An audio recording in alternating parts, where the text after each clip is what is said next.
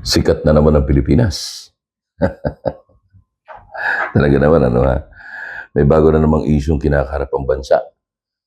At ito ay maiuugnay natin sa bilyon-bilyon pisong confidential fund ng Pangulong Marcos at sa bilyon-bilyon pisong intelligence fund ng ating mga intelligence community or intelligence heads or offices na purot dulo nito kahihiyan. Nakakahiya tayo sa mga pangyayaring ito.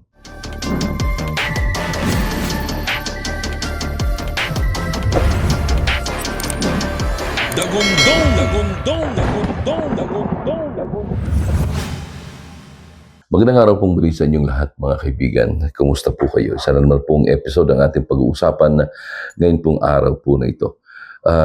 Isang usapin na talaga naman pong muli ay makakapagdulot ng kahihiyan sa ating bansa sapagkat isang international crime or natin kung crime of passion o kung ano man ang naganap sa bahagi po ng Australia at dito ho ay hindi lang 10, hindi lang 20 buhay ang kinitil ng dalawang gunman na sinasabing galing sa Pilipinas. Yun ang nakakapagtaka eh. Bakit na-involve na naman ang Pilipinas sa isang ganitong klaseng karumal-dumal na krimen? Panoorin po natin ito. Why is the investigation into the Bondi Beach attack looking into links with the Philippines and ISIS? The deadly shooting in Sydney has brought the threat of ISIS-inspired violence painfully back to the world's attention. This is what the Australian authorities have said about the movements of the gunmen Sajid Akram and Naveed Akram. I can confirm that they did travel to the Philippines.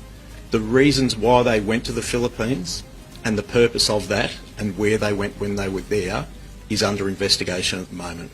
I also confirm that the vehicle, which is registered to the younger male, contained IEDs, but I also confirm that it contained 2 homemade ISIS flags. But what do we know about their trip to the Philippines, and why is this place connected with ISIS?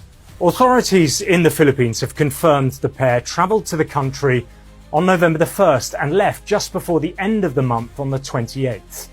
Sky News understands they landed in Davao City in the southern island of Mindanao. They then travelled by land to Marawi Lanao del Sur. Intelligence sources have told us they're now trying to work out whether the two men received military training during their 4-week stay and whether they had links to Dawla Islamiyah, an active ISIS affiliate in the area.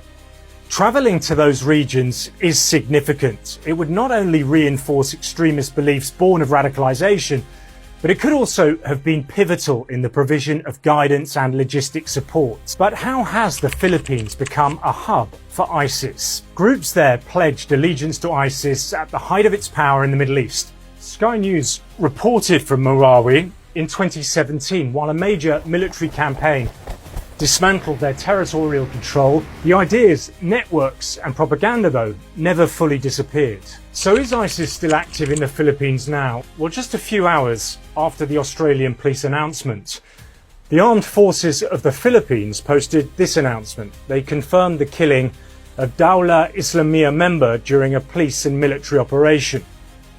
What this all shows is that ISIS may have lost its caliphate. It was defeated in the desert region of Al-Baghouz in Syria in 2019, and its hold on territories elsewhere in the world, but the group hasn't gone away, even if the headlines have receded.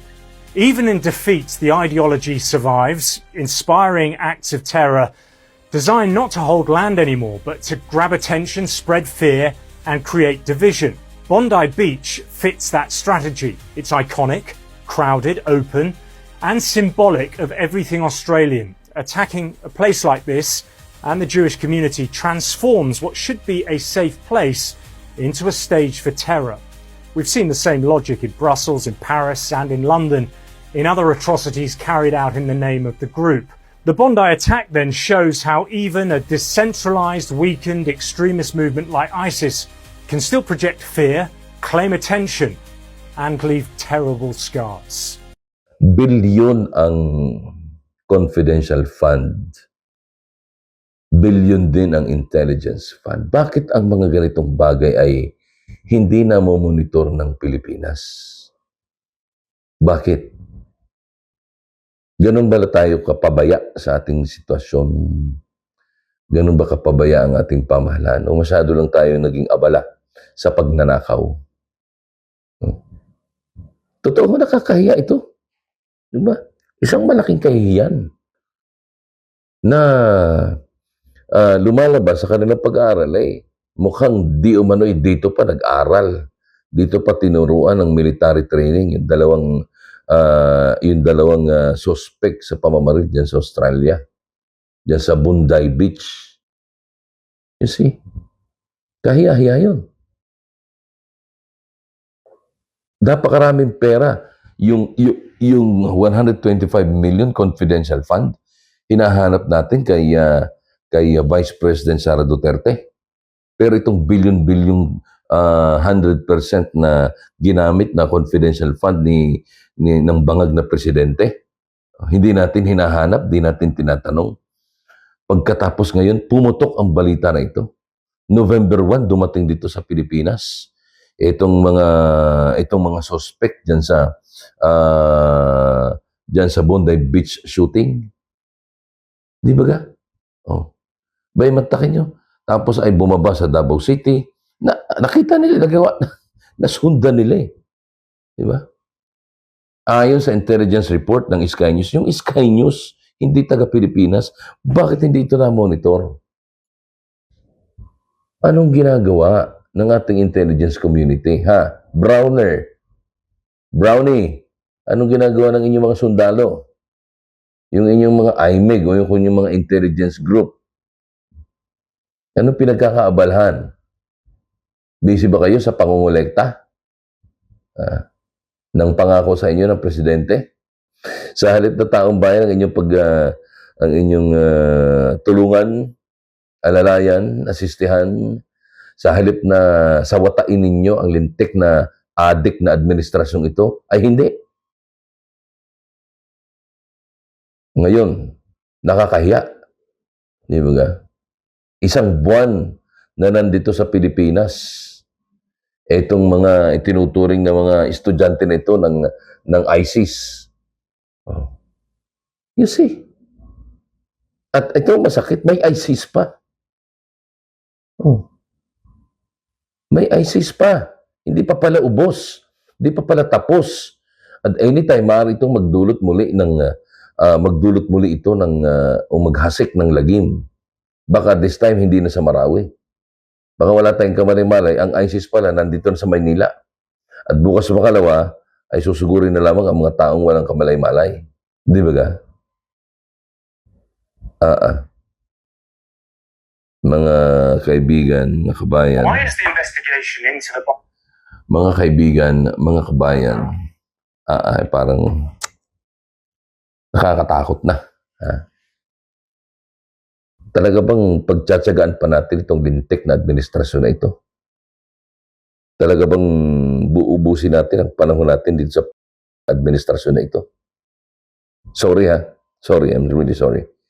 Hindi ko na makontrol yung aking sama ng loob bilang isang mamamayang Pilipino na biktima ng katarantaduhan itong administrasyon na ito. Hanggang kailan? Hanggang kailan natin titiisin ang ganitong mga pangyayari at kaganapan?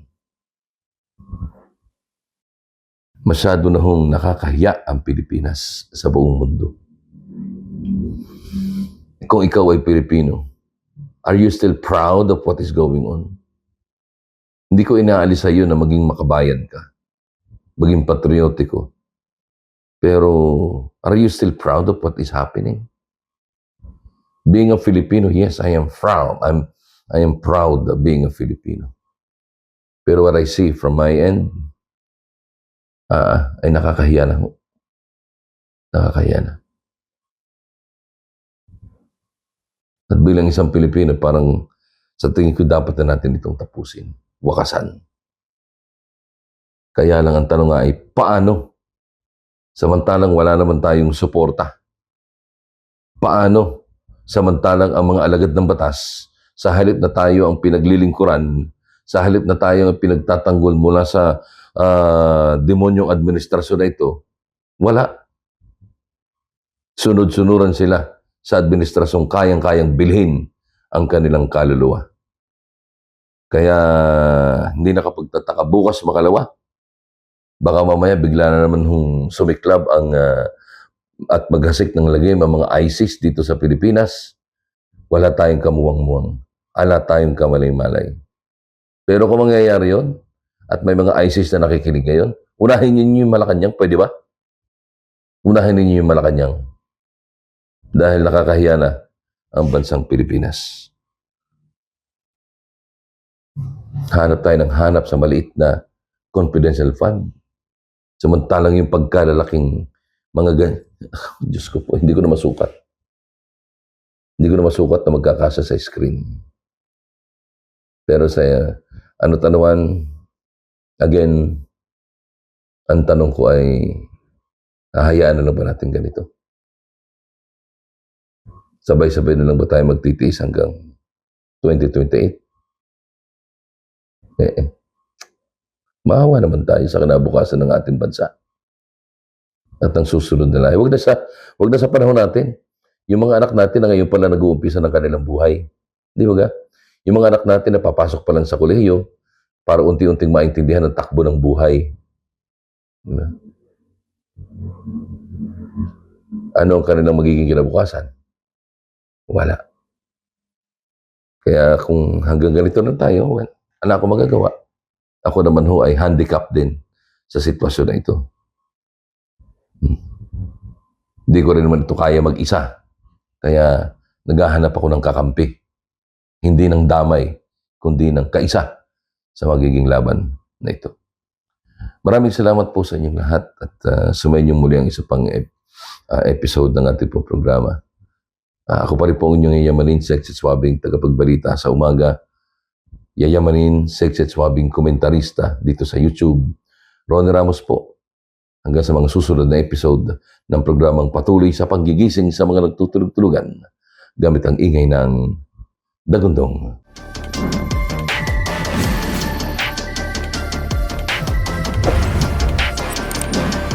Dagundong, dagundong, dagundong, dagundong.